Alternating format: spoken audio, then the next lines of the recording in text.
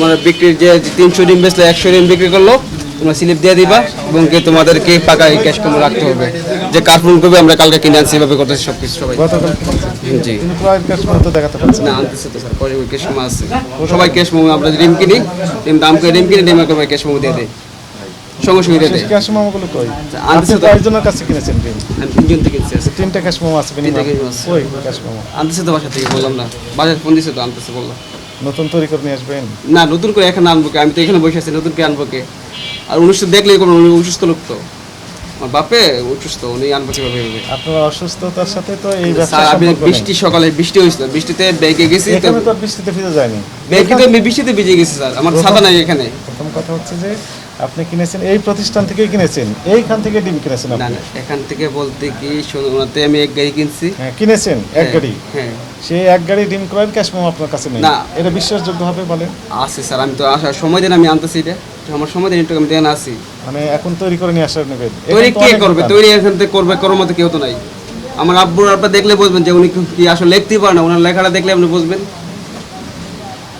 কত করে কিনছেন আপনি?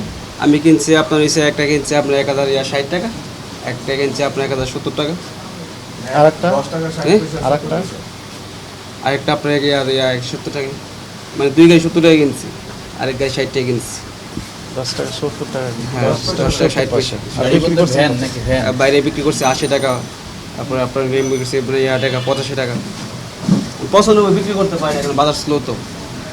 কিন্তু দুঃখজনক বিষয় আছে আপনার কাছে কোনো ক্যাশ মোমো নাই 3টার একটাও নাই। না স্যার আমি ক্যাশ মোমো যে দেখেন 1,10,000 টাকা ব্যাংকে যে দিছি ব্যাংকে সকালে ওই বিজে যাবো দেখে এই জন্য কিছু নেই যে এই যে অম্বল 1,10,000 টাকা দিছি ব্যাংকে পারেছি যে 80 ডিম কিনছি না তার কাছে পারেছি। কত পিস ডিম কিনেছেন লেখা আছে? এখানে যে 7,200 ডিম লেখা আছে 7,000 যে স্টক আছে। আপনি আমি ভালো লেখাপড়া জানি না আপনারা তো পড়ালেখা করেন দেখেন তো কোথায় লেখা আছে 7,200 ডিম লেখা না আছে? 7,200 ডিম এখানে স্টক খাতা এটা জমা দিছি টাকাটা লেখা আছে আমি তো দেখতে পাচ্ছি না না এখানে এসে স্টকটা আমরা এখানে লিখি স্টক এটা জমা টাকা জমা দিতে হ্যাঁ সেই দোকান থেকে খুচরা দোকান থেকে সরাসরি ভোক্তা হ্যাঁ ভোক্তা পাবে তাহলে মনে করেন 10 টাকা 90 পয়সা 10 টাকা কত করে বিক্রি করবেন? উনি 10 টাকা 90 পয়সা নিচ্ছে বলতে সে যদি এখান থেকে নিয়ে গেছে হিসাব বাংলা চলে সব চেঞ্জ করে সে এবার 1120 টাকা 1120 টাকা বলেন না 11 টাকা 20 পয়সা বিক্রি করবেন উনি 11 টাকা 20 পয়সা। খুচরা বিক্রেতা কত করে বিক্রি করবেন? খুচরা বিক্রেতা বিক্রি করবে তো 48 টাকা তাহলে 12 টাকা 12 টাকা তাহলে বাজারে ভোক্তার কাছে 12 টাকার বেশি যাওয়ার কোনো না প্রশ্ন নাই সুযোগ নেই না বুঝেন 12 টাকা মধ্যে যাবে কোথায় যারা 12 টাকা বেশি তারা ওই যে কাস্টমার বেশি নিতেছে অবশ্যই সর্বোচ্চ 12 টাকার বেশি বিক্রি করার যাবে না সুযোগ আছে না স্যার 12 টাকায় এনাফ স্যার। খুচরা দিন কোথায় বিক্রি হয় এখানে? তো মহল্লা স্যার এই বাজারে বিক্রি হয় না ওই কারণ বাজার হয় স্যার সেখানে আমরা একটু দেখি আসলে চলেন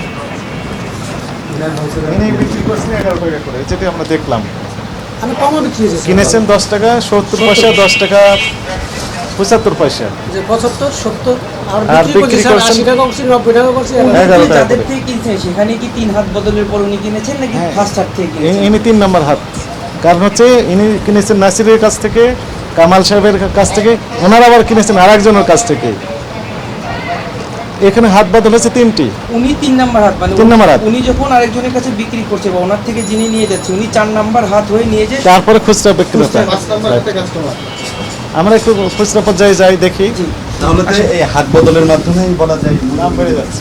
আমরা এখানে পাইকারি আড়ত যেখানে আপনারা দেখলেন যে তেজগাঁও আড়তে সেখানে আমরা তদারকি করলাম তো সেখানে লেনদেন হয় ইউজুয়ালি রাত্রে সকালে 2-1টি দোকান খোলা ছিল সেগুলোতে আমরা তদারকি করে যেটি জানতে পারলাম যে পাইকারি পর্যায়ে 10 টাকা 60 পয়সা 10 টাকা 70 পয়সা এইরকম রেটে বিক্রি হয়েছে প্রতি পিস ডিম আর সেই ডিমগুলো হাত বদলের মাধ্যমে খুচরা পর্যায়ে এসে যেটা আমরা দেখলাম 12 টাকা করে প্রতি পিস ডিম বিক্রি হচ্ছে তবে ডজন হিসাবে 140 টাকা দরে বিক্রি হচ্ছে তো এটি কিছুটা কমতের দিকে আমরা আশা করছি যে ডিমের দাম আরও কমে যাবে এই বিষয়ে আমরা প্রতিবেদন দিয়েছি একটি মত বিনিময় সভা হয়েছে এই সমস্যাগুলো উঠে এসেছে কীভাবে এটি মিনিমাইজ করা যায় সেই নিয়ে গভর্নমেন্ট কাজ করছে না আপনি ফিডের বিষয়ে আমি আবারও বলেছি যে এই সমস্যাটা সরকারের নজরে এসেছে যথাযথ কর্তৃপক্ষের নজরে এসেছে এবং এটি কিভাবে মিনিমাইজ করা যায় দাম কিভাবে কমানো যায়